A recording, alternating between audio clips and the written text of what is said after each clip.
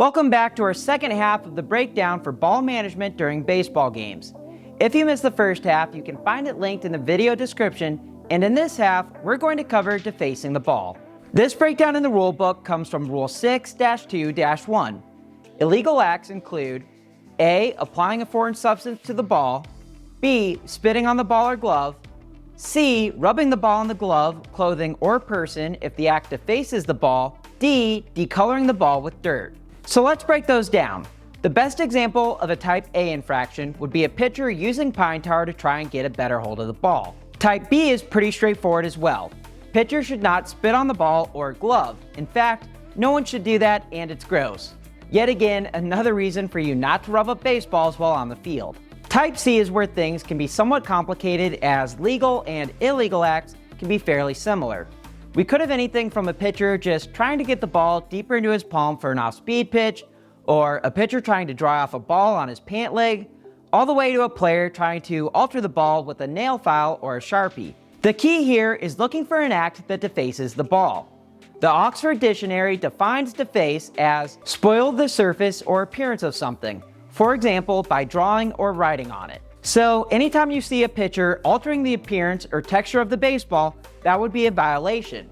And this leads us to part D, which labels discoloring the ball with dirt as a violation.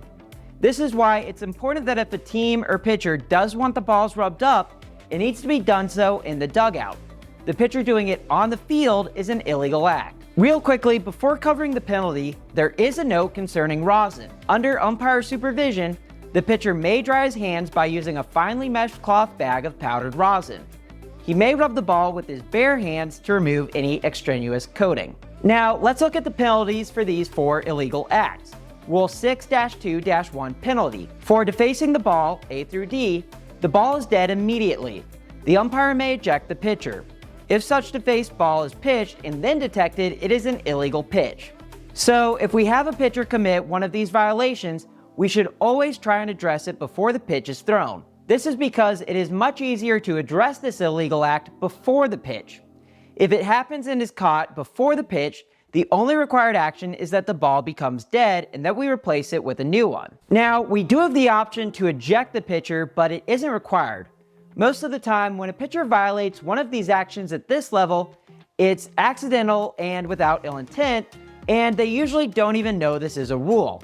In those scenarios, simply replace the ball and let the pitcher know what he did wrong. This includes scenarios like a pitcher picking up dirt to rub down a new baseball, or a player having sunscreen on and getting some of it on the ball.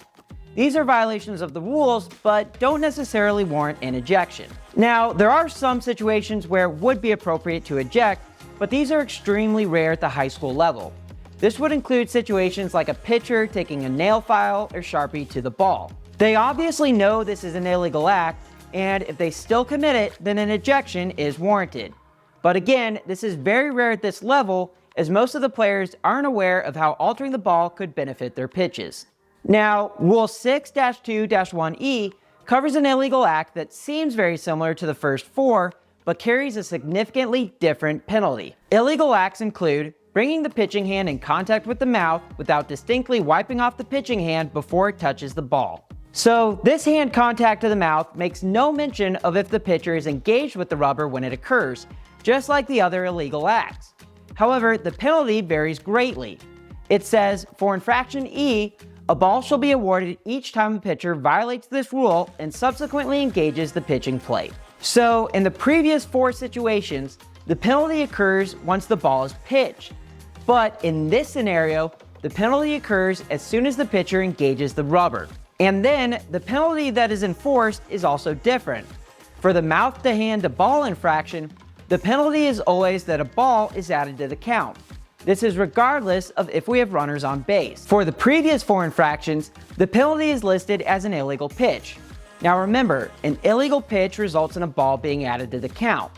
However, when we have an illegal pitch with a runner or multiple runners on base, it becomes a balk. A balk does not add a ball to the count, but does advance all runners one base. Now, let's break down the case plays for defacing the ball. Case play number 1.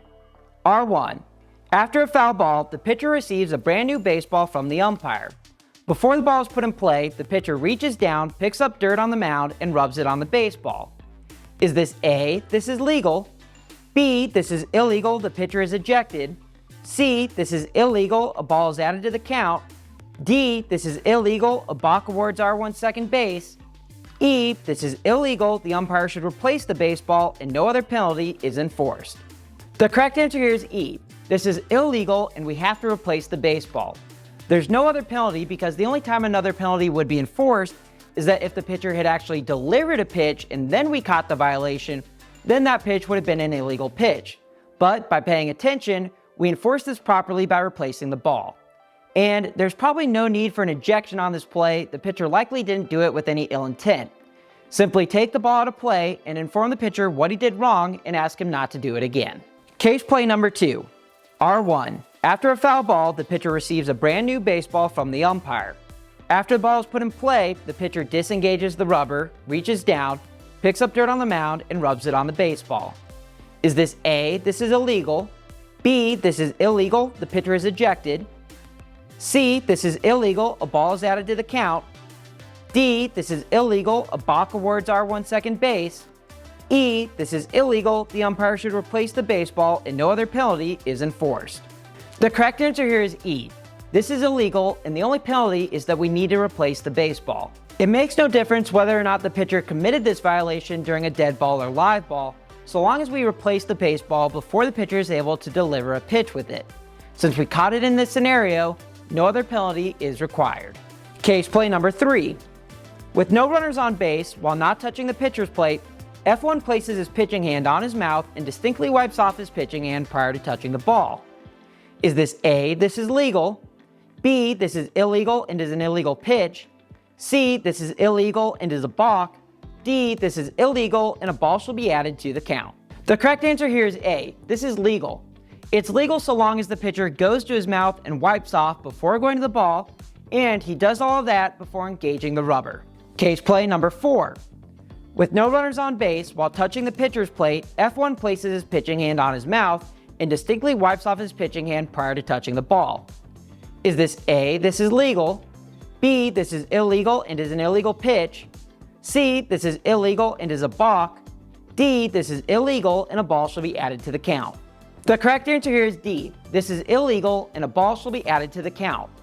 Going to the mouth while engaged to the rubber will always be a violation, and the penalty for that is always going to be that a ball is added to the count.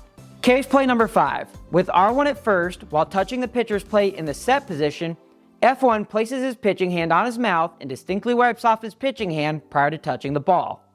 Is this A, this is legal? B, this is illegal and is an illegal pitch? C, this is illegal and is a balk? D, this is illegal and a ball shall be added to the count. The correct answer here is C. This is illegal and it's a balk. The reason it's a balk is that the violation is not the going to the mouth. Instead, the violation is on a start-stop balk. Case play number 6. With R2 at second, F1 is not on the pitcher's plate. He goes to his mouth and goes directly to the ball with his pitching hand. F1 then legally engages the pitching plate. Is this A, this is legal? B, this is illegal and is an illegal pitch? C, this is illegal and is a balk? D, this is illegal and a ball shall be added to the count? E, this is illegal, there's no penalty, but the ball is replaced. The correct answer here is D. This is illegal and the violation must be enforced once the pitcher engages the rubber. And for this violation, the penalty will always be that a ball is added to the count. It doesn't matter if there are runners on base. So we add a ball to the count and replace the baseball. Case play number 7. With R2 at second, F1 is not on the pitcher's plate. He goes to his mouth and goes directly to the ball with his pitching hand. Is this A, this is legal? B, this is illegal and is an illegal pitch? C, this is illegal and is a balk? D, this is illegal and a ball shall be added to the count? E, this is illegal, there's no penalty, but the ball is replaced. The correct answer here is E. This is illegal and the violation will require that the ball is replaced, but there's no other penalty on top of that. Now, the only difference between this question and the question before it is that in this question, we called time and noticed the infraction before the pitcher engaged the rubber. By doing that, we save ourselves the hassle of having to enforce a ball. This is a great example of how umpires, by paying attention, can save themselves from down the road having to enforce a bigger penalty. There you go, the second half of our series covering ball management. And to all of you, thanks again for watching with us this season, and best of luck as we roll into playoffs. Have fun, travel safe, and as always, I look forward to seeing you on the field.